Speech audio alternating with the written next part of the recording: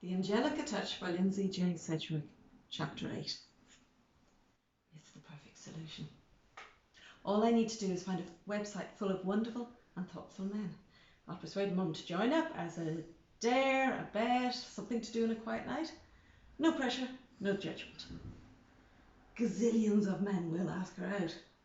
But she'll be picky, because she deserves the best, and will find the one that makes her feel like €1 billion. Job done, and I can say yes to Dylan. The tricky bit, see, about fixing Mum up is that Drishog's a town run by women. Mrs. D in Dolan's, Kitty in her pub, Mrs. G in Gaffney's, Mum and Guppy in the hotel, Big Brenda, who's 6'3", in Hedges Hardware. Grudgingly. Her husband developed a fear of customers not long after they married. Now he writes love songs about mermaids and sheep. He's even written one about a sheepy mermaid, but Mum says that it's not for my ears, which has to make you wonder. Kathy's mum, who is small as a pocket watch on double time and never has the same hairdo twice, runs the estate agency, legal firm, takeaway, laundrette and fish shop. While Denise's mum is our school principal. As for the hotel, we only get couples. That's how we pitch it, the romantic getaway. Far from it all. But other people find love. Mrs. D in Dolan's was windsurfing out of Galway when a rogue wind carried her all the way up the coast to Drishog. Okay, it wasn't maybe Galway or even Sligo, but she definitely blew in from somewhere, and she fell in love with Damascus Dolan, who talks in rhyming couplets. She hasn't windsurfed since. Not even when Mum heard her story and tried to coax her back onto the waves for company. It wouldn't be fair on Damascus, she said. As if she might be blown into another harbour and end up leaving him for another sweet shop owner. The odds of that happening even once means it has to be possible for Mum to find love too. Even for a little time, so she knows it's possible. Thinking of the web as a giant wave washing men into Drishog, for her, I search romance, matchmaking and dating sites. Up pops a dodgy mail-order bride service, a company that organises weddings for cats and dogs, and another site that suggests that the only tip-top way to find love is through a nude table tennis. Okay, I exaggerate. Halfway normal matchmaking sites pop up too, but they're dull and their questions are lousy. Religion, qualifications, income, profession. I'm on page 10 of 45 links, beginning to think this is a bad idea. Doomed even, when there's a quiet knock at the door. Rather than engage in another pointless discussion about why I'm still on the computer at midnight, I turn off the monitor and dive fully dressed under my duvet. It's a Monsters Inc. duvet, I probably should upgrade. The bed's still bouncing when Mum comes in. There's a spring in the mattress that is out to get me and has already inflicted 5 scratches on my right thigh. I zone out, pretending even to myself that I'm deeply asleep, dreaming of dolphins. Mum sits on the bed anyway. Does she not know that sitting on the bed when someone is asleep is likely to wake them up completely? I can feel her looking at me, so I do my best to look angelic. Too late to wake up now. I never meant for you not to have a dad, she says, ever so quietly, and kisses me on the head. Then she turns off the bedside lamp and leaves. I wasn't thinking about dads. I was thinking about dolphins. Now she has me thinking about dads. Guppy, if you knew what you wanted but not where it was or how to find it, what would you do? I'd ask you, says Guppy. Now focus, what do you see? Guppy has been teaching me how to read her carpet bags of tricks for 2 years now. 12 is the magical age, apparently, to start. We had a ceremony with herbal tea and homemade brownies, and sometimes I think I almost have it. Then I don't, and never as clearly as I did on the day we arrived.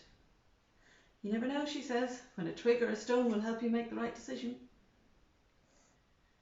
I see my mother with a boyfriend. I see me with Dylan. I even, at a very long push made of being nice and knowing what my best friend wishes for, see Tariq with Grace on the broken love seat. It's hard to clear your mind sufficiently to be able to accurately interpret a table load of twigs, nuts and sea-curved scraps of glass when your entire future is at stake. Well, says Guppy, all concerned when I don't respond, except to sweep the spread back into the bag. What did you see? Grace coming up the driveway, I say. we grunt something about ingratitude, but I kiss her anyway, then she has to hug me and we're all good again.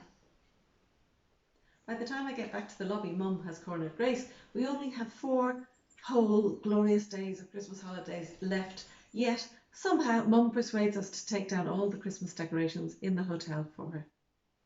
It's too soon, I say. You say that every year, says Mum, and every year I end up taking them down after you've gone back to school. Grace isn't impressed. I can't believe I escaped Mum to end up doing this. Yeah, sorry about that. How did you get off being grounded? I said we had a project, says Grace. If you can't be bothered helping me lie, at least you can cover for me. Sorry, I had something I needed to do last night. You rushed off before I could tell you, she says. Tell me what? Grace takes a deep breath. Tariq, why do you think I was in such a good mood?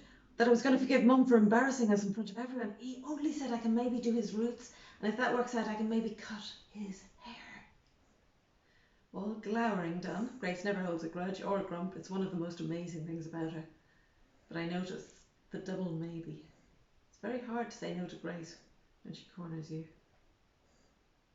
Essentially, she'll hover until you agree. We finish packing up the decorations. I shove the old mistletoe into the grate in the lounge. Isn't it bad luck to burn mistletoe, says Grace. Your Mum and Marcus heavily smooched underneath it. It's contaminated mistletoe, I say. Yeah, she says, bad mistletoe. It should burn. Finally, Mum shoves us outside for fresh air. Ironic, really, since she's the one who kept us indoors. What's your dad like, Grace? As a dad, I mean, I've seen him, but... Is this because of what your Mum said? Sort of, I lie. A sloth, says Grace, finally. As in, furry and sleeps in trees? As in, makes promises he can't be bothered to keep, she says. We're heading into town feeling completely Christmased out. Mum's as bad, swears she's finished with him, and then they meet up and poof! It makes for awkward breakfasts. She kicks a pebble that ricochets off the hotel sign. Thing is, half the time he thinks he's in with a chance again. And sometimes she does too. Then they start arguing about something stupid, and it seems I'm the only one who can remember that they can't be bothered to fight about the serious stuff anymore or why it all went wrong. You know, they don't even look happy in their wedding photo together. She kicks a second pebble out the gate. She put him off coming out this week because Marcus says he wants to take her out and she doesn't want Dad to know, which is ridiculous. Like, she still wants Dad, only then when he's actually around she doesn't. I like a really crummy fairy tale. The sort that got chucked out at the very beginning because it didn't work. Grace kicks a third and final pebble with great force. Only it's not a pebble. It's the nub of a massive stone and she stubs her toe badly. Quick as a flea, I suggest hospital, since everyone knows Tariq is doing work experience for transition year in A&E when he isn't helping Chris with odd jobs at the hotel. She growls at me and hops over to lean against the wall and massage her injured toe back into shape. You're better off with it without a dad, she says, unless you can find one that isn't effective.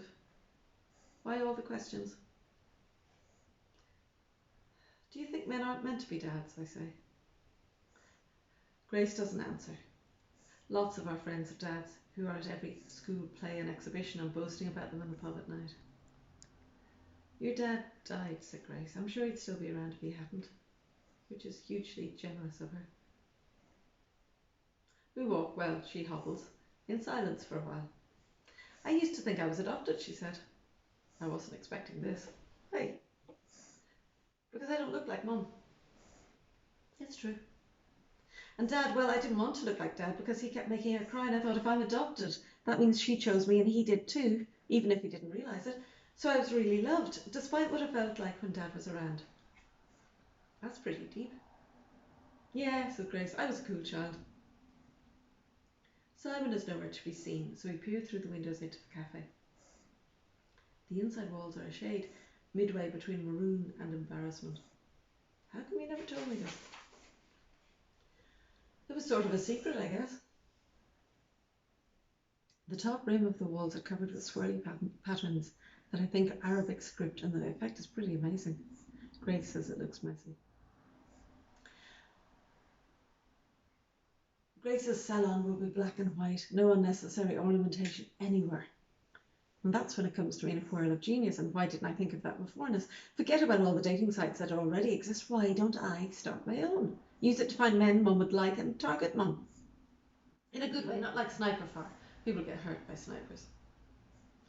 As we cross over to the Pirate Queen, Simon pulls up to unload computers into the cafe. A creative genius needs talented minions. And furry white cats, but mum's allergic. I focus on the unfinished cafe. I need someone who can create a website for me. For example, someone like Simon Clancy, entrepreneur and computer guru. When do you think he'll open? Who cares, says Grace. I can guarantee he'll be in there at 8 tomorrow morning, hammering and drilling and blaring music across the street straight into my bedroom, where I'm meant to be having a lie-in, she shouts across the road. Simon turns around. Talking to me? No, says I, she was just being grumpy. Thump. She thumps me a lot, does Grace, but mostly I deserve it. Thump me again, I say now, and I will go over there and tell him you fancy him. Big time, as in lying on your bed, pining for the moment his music starts at 8 a.m. As for the drilling. Insert. What dads are useful for when you don't have one. Age 6 months to 3 years, riding up on their shoulders, being taller than everyone and having a bird's eye view of bald patches. Age 3 to 12, presents, thinking you're a princess regardless, treats. Age 13 plus, big fleeces to borrow, for complaining to when you fall out with your mum, take you to boy band concerts at which your mum wouldn't be seen dead. Age 16 plus, lifts, teaching you to drive, reminding boyfriends to give you presents and treat you like a princess, maybe. Chris is in the lobby when I get back, mounting an extra large photo of me with the whale. When he steps back to see if it's straight, I snatch it off the wall. Hey, it's a beautiful picture, he says, captures your theatrical side. Use one of mum. I nip in to answer the phone in the office. He follows me in. Oh, Mouse, come on, give it back. I hand him the empty frame. Bad enough everyone thinks I'm weird without advertising it. By the time I come out, he's losing the battle with mum to hang the photograph of her with the whale. Use the one you took of Guppy, she says. It's her hotel after all. They're sort of wrestling over it, but mum's winning because Chris is a softie. He might as well give up. If he got it mounted, she'd only take it down when his back was turned. What is it with you wounds, he says. Anyone would think you were 12-foot ogres with bad breath, he adds for good measure. Mum, I say, the film guy called before a brawl develops. Monkey something. Marcus, you know his name is Marcus. Mum hands the empty frame back to Chris, who grunts. Yeah, him, I say. He's sending painters along next week. Says you'll have to put them up if you want the job done quickly. How many, she says. I don't know. And for how long? Till it's done. Chris says Mum never have a teenage daughter. They are only useful when you need help on the computer. She turns to me with a patient face. Did he leave a number? To be continued.